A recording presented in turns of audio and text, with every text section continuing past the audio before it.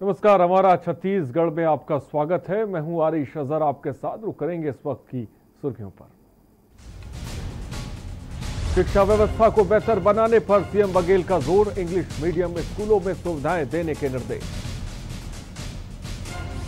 नियमितीकरण की मांग को लेकर संविदा कर्मियों का हल्ला बोल, 8 जिलों में 5000 से ज्यादा संविदा स्वास्थ्य कर्मियों का इस्तीफा। छत्तीसगढ़ में फिर हाथी की मौत, धर्मजगढ़ में नर हाथी की करंट लगने से मौत, खेत में लगाए गए तार की चपेट में आने की आशंका। छत्तीसगढ़ हाईकोर्ट का निजी स्कूलों को आदेश, हर बच्चे को ऑनलाइन क्लास, सिर्फ ले ट्यूशन फी। कोरिया में भारी बारिश से खाड़ा बांध टूटा, अत्यधिक जल भराव के कारण टूटा बांध टूटने से किसानों की कई एकड़ फसल बर्बाद। छत्तीसगढ़ में कोरोना का कहर जारी, प्रदेश में 2437 नए केस, 10 लोगों की मौत, रायपुर में 10,000 पार एक्टिव मरीज। आप देख रहे हैं के न्यूज, खबरों का सारथी।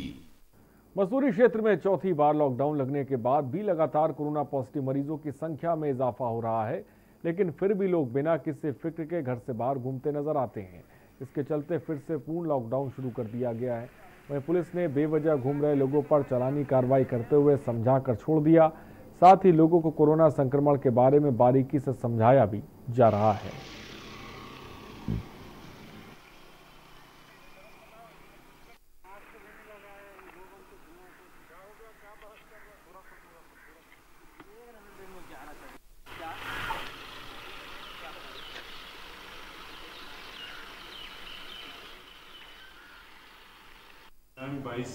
सितंबर से लेकर 28 सितंबर 2020 तक मस्तूरी क्षेत्र के 3 ग्राम पंचायत मस्तूरी, गतौरा तथा जयराम नगर में लॉकडाउन की घोषणा की गई है। ये तीनों क्षेत्र कंटेनमेंट जोन बना दिए गए हैं। व्यापारी संघ की बैठक पहले ले ली गई थी, जनप्रतिनिधियों से भी चर्चा कर लिया गया था और सारे लोग सहयोग कर रहे हैं। तो अभी तक लॉकडाउन में स्थिति सामान्य है। मस्तूरी में किसी प्रकार के नियमों का उल्लंघन नहीं हो रहा है। फिर भी कुछ लोग जो बेवजह घूमना फिरना कर रहे हैं, उनके ऊपर चालानी कार्रवाई कर रहे हैं। और बिलासपुर में नगर निगम के 2 बड़े प्रोजेक्ट अमृत मिशन और सीवरेज को लेकर एक बार फिर सियासत तेज हो गई है। बता दें कि सत्ता पक्ष और विपक्ष आमने सामने है। निगम सत्ता में बैठी कांग्रेस जहां सीवरेज प्रोजेक्ट की बदहाली के लिए पक्षी भाजपा को जिम्मेदार बता रही है, तो विपक्षी भाजपा अमृत मिशन प्रोजेक्ट को लेकर सत्ता पक्ष पर हमलावर है। आपको बता दें कि बिलासपुर नगर निगम के 2 बड़े प्रोजेक्ट सीवरेज और अमृत मिशन सियासी दलों के लिए शुरू से सियासत का मुद्दा रहे हैं। पिछली सरकार में जब निगम में भाजपा का कब्जा था, अंडरग्राउंड ड्रेनेज सिस्टम को दुरुस्त करने सीवरेज प्रोजेक्ट लाया था, तब विपक्ष में बैठी कांग्रेस ने जमकर हल्ला बोला था। लिहाजा शहर के 2 बड़े प्रोजेक्ट को लेकर एक बार फिर से सियासत तेज हो गई है। अमृत मिशन और सीवरेज पर सियासत जमकर शुरू हो गई है। कांग्रेस ने सीवरेज को लेकर बीजेपी पर निशाना साधा है।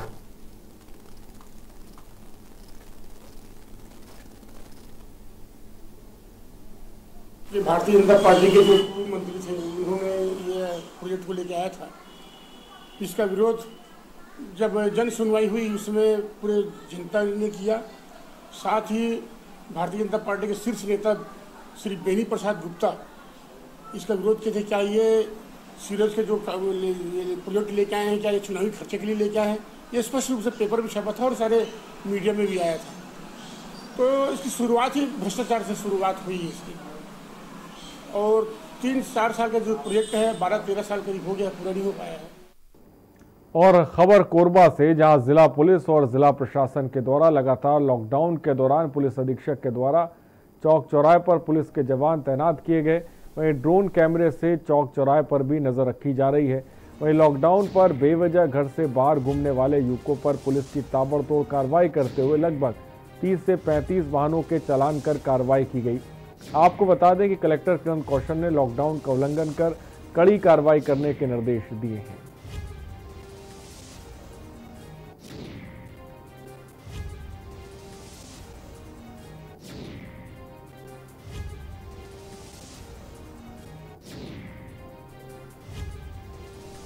लॉकडाउन के दौरान यातायात के जितने भी अधिकारी कर्मचारी सभी को चौक चौराहे पर ड्यूटी लगाई गई है और जो भी अवैध रूप से 2 पहिया वाहन और 4 पहिया वाहन घूम रहे हैं, उनको रोक करके ट्रैफिक थाना ला करके कार्रवाई की जा रही है। कल के प्रथम दिन हमने लगभग 30 ऐसे गाड़ियों पे कार्रवाई की है। उनमें से कुछ गाड़ियों को न्यायालय के लिए भी भेजा है और प्रत्येक चौक चौराहों में हमारे अधिकारी चालानी कार्रवाई कर रहे हैं। और मरवाई के पूर्व विधायक जीसीसीजे के अध्यक्ष अमित जोगी जीपीएम के जिले के ग्रामीण क्षेत्रों में लगातार हो रही बिजली कटौती की समस्या को देखते हुए सरकार के खिलाफ गौरेला स्थित अपने निवास में ही अनशन पर बैठ गए। उनका कहना है कि इस बिजली कटौती से छात्रों, महिलाओं, किसानों को भारी समस्या का सामना करना पड़ रहा। इससे उनके पास अनशन में बैठने के अलावा कोई रास्ता नहीं है। तो तब तक अनशन में बैठे रहेंगे जब तक बिजली की इस समस्या को दूर नहीं किया जाता। हमार पार्टी में कम से कम ऐसी आवत हंता तिवारी जरूर कहीं भरलू आप बैठ ले कही थी। हम एक समय बिचकते थे भाजपा वालों से, झूठ मूठ की बात बताऊं, आज मुखर ज्यादा झूठ मूठ के राजनीति करती कांग्रेस। और राजानंदगांव सहित शहर में लगातार अपराधी का ग्राफ बढ़ रहा है। 3 दिन पहले 2 लोगों की हत्या कर दी गई, जिसकी गुत्थी पुलिस ने सुलझा ली थी। कल देर रात फिर एक हत्या का मामला सामने आ गया। गजमंडी बसंतपुर के पास युवक की हत्या कर दी गई। बता दें कि गोल्डी मरकाम का पुरानी बात को लेकर विवाद हो गया, जिसको लेकर दूसरे पक्ष के लोग उसे हमला कर दिया, जिससे गोल्डी की मौत हो गई। लेकिन कंटिन्यू एक दिन में 2 लगातार होना बहुत दिक्कत है।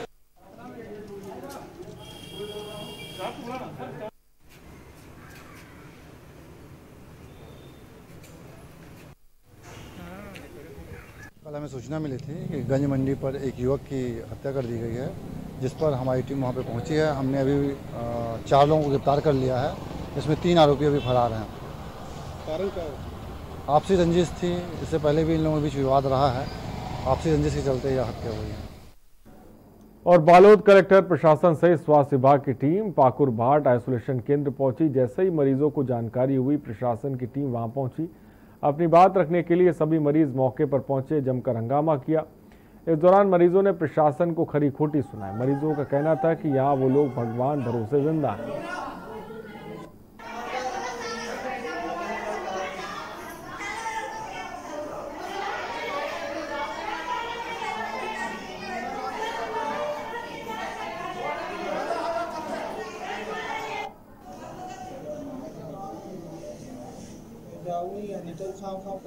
सीधा यही हो रहा है।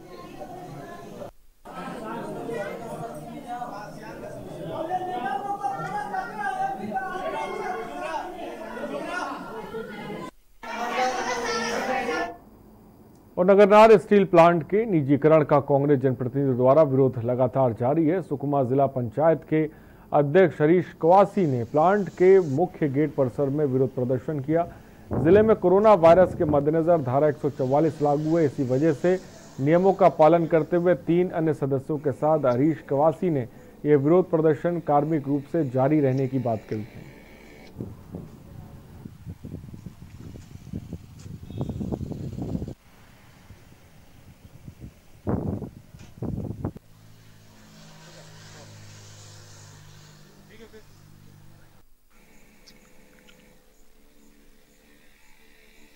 जिस तरह से नगरनार स्टील प्लांट बनकर पूर्णता की ओर है, कुछ ही दिनों में इसका उत्पादन होना है और केंद्र सरकार ने इसको निजी हाथों में सौंपने का षड्यंत्र रचा है। इसके विरोध में हम लोगों ने धरना प्रदर्शन के माध्यम से विरोध कर रहे हैं। और मुख्यमंत्री श्री भूपेश बघेल ने राज्य शासन द्वारा प्रदेश में अंग्रेजी माध्यम से बच्चों को स्कूली शिक्षा उपलब्ध कराने के उद्देश्य से स्वीकृत किए गए स्कूलों में अध्ययन अध्यापन की बेहतर व्यवस्था सुनिश्चित करने के निर्देश दिए। मुख्यमंत्री ने कहा कि इन स्कूलों की अधोसंरचना को बेहतर बनाने के साथ ही यहां पर बच्चों को उच्च क्वालिटी की शिक्षा मिले, इस पर विशेष रूप से ध्यान दिया जाए। इंग्लिश मीडियम स्कूलों में आवश्यक अधोसंरचना के निर्माण के लिए डीएमएफ मदद की राशि की व्यवस्था सुनिश्चित करने के निर्देश भी दिए गए हैं। अध्यापन कार्य बेहतर बनाने के भी निर्देश दिए गए हैं।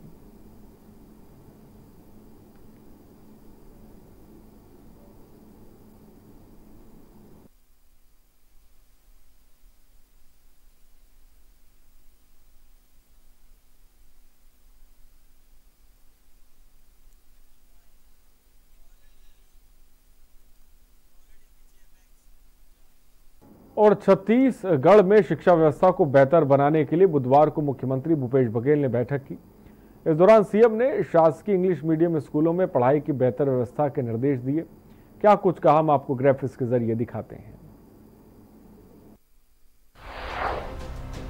शिक्षा व्यवस्था को बेहतर बनाने पर सीएम बघेल का जोर।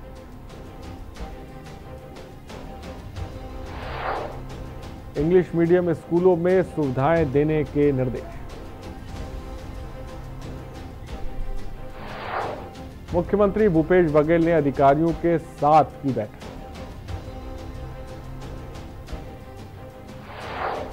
शासकीय स्कूलों में पढ़ाई की बेहतर व्यवस्था के निर्देश।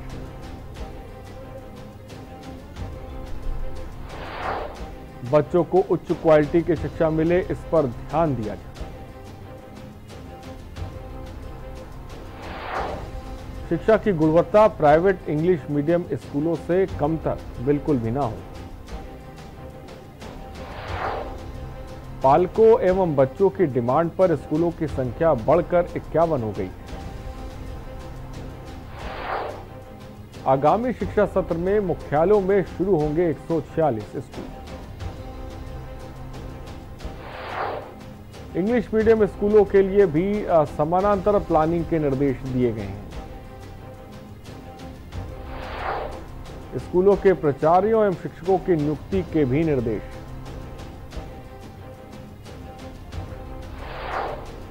प्रशिक्षण पर विशेष रूप से ध्यान देने की बात भी कही।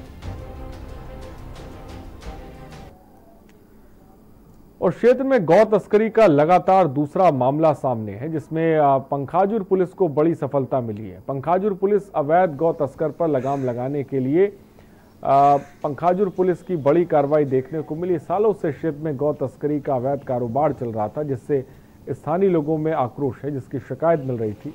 बुधवार को पंखाजू में मवेशियों के बाजार लगता है, जिसमें महाराष्ट्र, तेलंगाना जैसे राज्यों से लोग बाजार में आते हैं। इस बार अवैध गौ तस्करी करने वाले गिरोह को गाड़ी में मवेशियों के साथ रंगे हाथों पुलिस के हत्थे चढ़ा। इस पर 3 आरोपियों पर कार्रवाई की गई है। स्थानीय लोगों पर इस कार्रवाई से पुलिस के प्रति भरोसा बढ़ा है।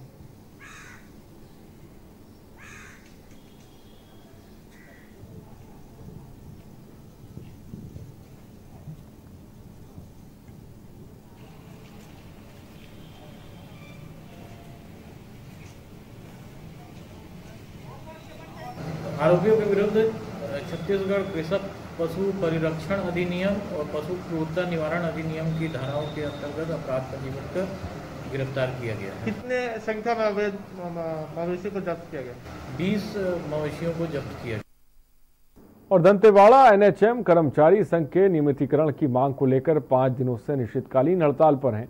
जिले की स्वास्थ्य व्यवस्था पूरी तरह से गड़बड़ा गई है। जिला प्रशासन कोई भी वैकल्पिक व्यवस्था करने में अब तक विफल है।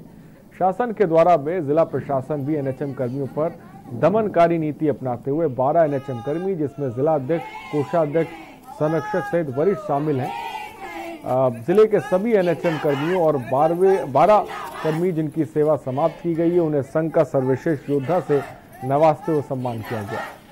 शासन और जिला प्रशासन के इस दमनकारी नीति और सेवा समाप्ति से क्षुब्ध होकर जिले के सभी एनएचएम ने सीएमएचओ हेल्थ श्री सांडिल्य का सामूहिक इस्तीफा सौंप दिया।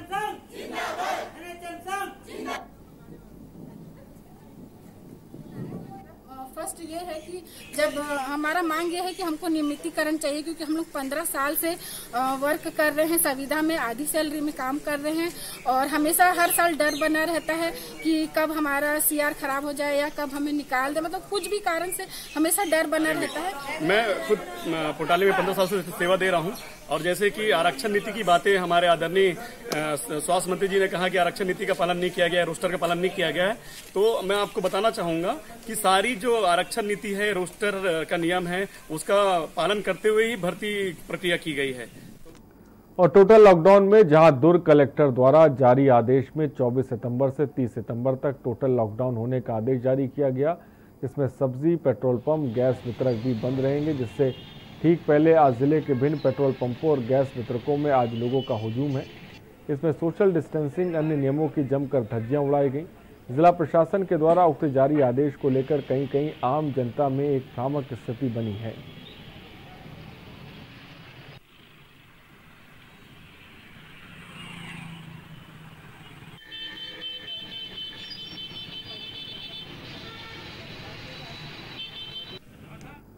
और जिले में बढ़ते कोरोना संक्रमण की चेन तोड़ने के लिए आज से नगरीय निकाय क्षेत्रों में चिन्हित 33 ग्राम पंचायतों में सख्त लॉकडाउन लागू है। लॉकडाउन का सख्ती से पालन कराने की जिम्मेदारी जिला दंडाधिकारी किरण कौशल ने पुलिस प्रशासन के अधिकारियों को सौंपी है। आज सुबह लॉकडाउन के पहले दिन कलेक्टर श्रीमती कौशल जिले की पुलिस कप्तान अभिषेक मीणा के साथ स्वयं शहर की सड़कों पर निकली और लॉकडाउन की स्थिति का जायजा लिया।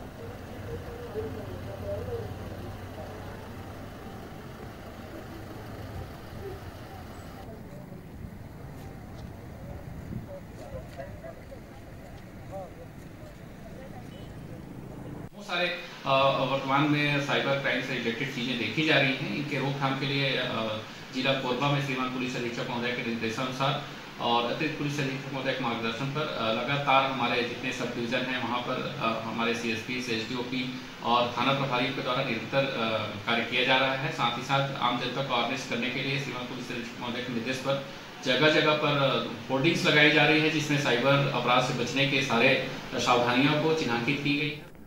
और बलरामपुर जिले के विजयनगर में दो पक्षों में हुई मारपीट के बाद भारी संख्या में गांव वालों ने पुलिस पर एक पक्षी कार्रवाई का आरोप लगाते हुए विजयनगर पुलिस चौकी का घेराव किया। ग्रामीणों की संख्या बहुत ज्यादा थी और इसे देखते हुए पुलिस की टीम ने सुरक्षा बढ़ाते हुए दो थानों के पुलिस चौकी में पहुंच गई और थाने को बाहर से बंद कर दिया। गांव वालों का आरोप था कि पुलिस ने सिर्फ कुछ लोगों पर ही कार्रवाई की है और बाकी लोग आजाद घूम रहे हैं। गौरतलब है कि विजयनगर में अगर 100 एकड़ शासकीय भूमि पर अवैध कब्जा करने के उद्देश्य से दो समुदाय के लोग पिछले 10 सालों से लड़ाई कर रहे हैं और लगातार उनके बीच मारपीट होती रहती है। ऐसे में रामानुजगंज के थाना प्रभारी सुरेंद्र के मौके पर पहुंचे और उन्होंने बताया कि इस मामले में जो भी दोषी पाया गया उस पर कार्रवाई होगी।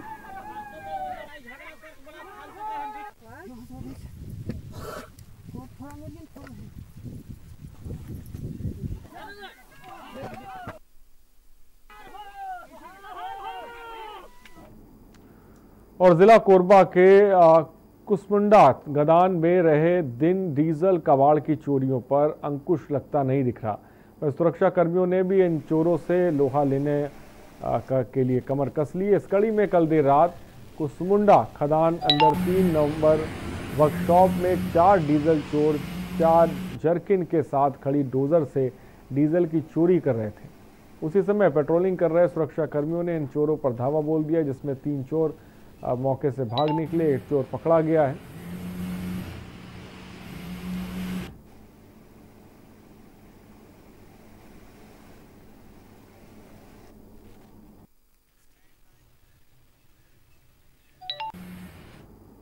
और जिले में बढ़ते साइबर अपराधों को देखते हुए एसपी ने आम जनता को जागरूक करने के उद्देश्य से जागरूकता अभियान चलाने हेतु निर्देश किया है। इसी क्रम में अतिरिक्त पुलिस अधीक्षक कीर्तन राठौर के मार्गदर्शन और पुलिस अधीक्षक रामगोपाल करियारे के नेतृत्व में चौकी प्रभारी राजगामार महंग मिश्रा और स्टाफ ने अभियान चलाया और क्षेत्र की जनता को साइबर अपराध का शिकार होने से बचाने के उद्देश्य से चौकी क्षेत्रांतर्गत सभी ग्रामों में साइबर अपराधों के तरीके और उनसे बचाव के उपाय बताए।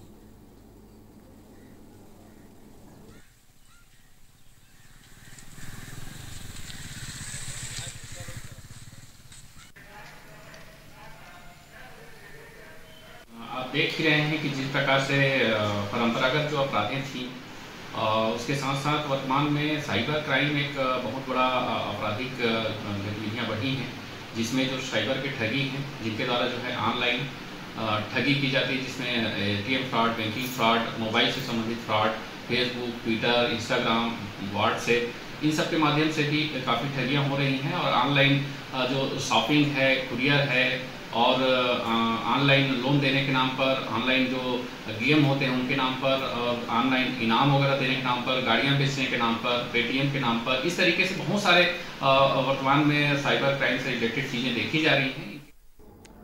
और रायगढ़ पुलिस अधीक्षक के निर्देशानुसार जिले में पुलिस ने रैली निकालकर पूरे शहर वासियों को सचेत कर दिया है कि लॉकडाउन के दौरान कोई भी शख्स अनावश्यक घूमते भी दिखाई दिया या फिर लॉकडाउन के नियमों का पालन न करते हुए दिखा तो उस पर कठोर से कठोर कार्रवाई की जाएगी। पुलिस द्वारा फ्लैग मार्च कर पूरे शहरवासियों में कोई प्रतिष्ठानों, व्यापार संबंधी दुकानों पर विशेष दिशा निर्देश उन्हें दिए गए हैं।